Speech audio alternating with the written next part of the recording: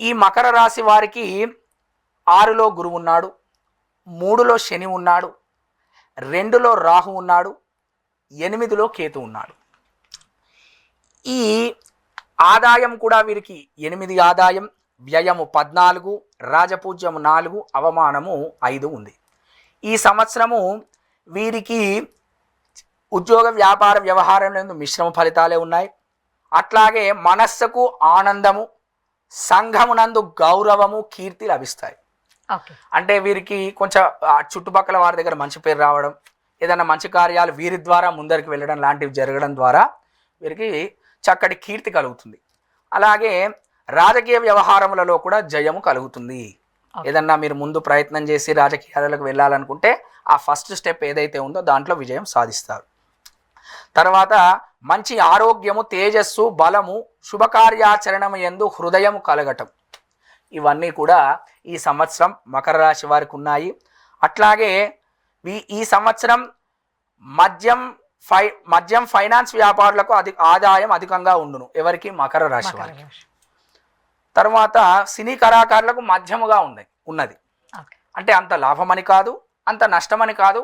సినీ కళాకారులు ఎక్కడ ఉన్నారో అక్కడే ఉంటారు. ఇంకా అంటే అటు ముందరికి వెళ్లకుండా ఇప్పుడు ఉన్నటువంటి ఏదైతే వారికి స్టేటస్ ఉన్నదో అది కాపాడుకుంటూ చక్కగా జీవితాన్ని సాగిస్తూ ఉంటారు. తర్వాత వాస్తు, పురోహిత, జ్యోతిష రంగాల వారు కూడా కొంతగా జాగ్రత్తగా వ్యవహరించవలసినటువంటి అవసరం ఉన్నది. అంటే వాస్తు, పురోహిత ఎవరైతే ఉన్నారో ఈ మకర రాశి వారు, పురోహితులు, బ్రాహ్మలు, వాస్తు చెప్పేటువంటి వారు కొంత జాగ్రత్తగా ఉండి ఏవేవైతే భగవత్ దర్శనాలు ఎక్కువ చేసుకుంటూ చక్కగా కాలాన్ని గడిపినట్టయితే వారికి అక్కడి నుంచి వచ్చేటువంటి ఇబ్బందులు ఉండవు. వీరు సమస్త విషయములందు వ్యతిరేక ఫలములు కలుగుచుంటూ ఉంటారు. వీళ్ళు ఏదైనా పని అనుకున్నారనుకోండి, దానికి ఆపోజిటే చెప్తారు వీళ్ళకు. ఇప్పుడు మీకు ఈ గృహం ఇవాళ నిర్మాణం అవుతుంది అంటే ఇక్కడ అర్థం చేసుకునేటువంటి వారు కూడా కాదేమో అంటే చెప్పడం అట్లా చెప్తారనమాట. వీళ్ళు వ్యతిరేక ఫలంగా అది వీళ్ళు మంచి అయినా కూడా చెడుగా భావిస్తుంటారు. కాబట్టి అవి మీరు మనసులో ఏం పెట్టుకోవద్దు, చక్కగా ముందరికి వెళ్ళిపోవాలి. ఆలస్యముగా రాజకీయ నాయకులకు ఉన్నతముగా ఉండుట ప్రయత్నించవలేను.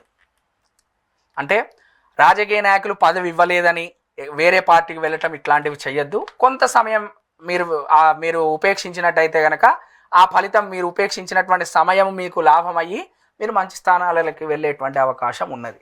కాబట్టి ఈ సంవత్సరం ఈ మకర రాశి వారు కూడా శని ఆరాధన చేయాలి.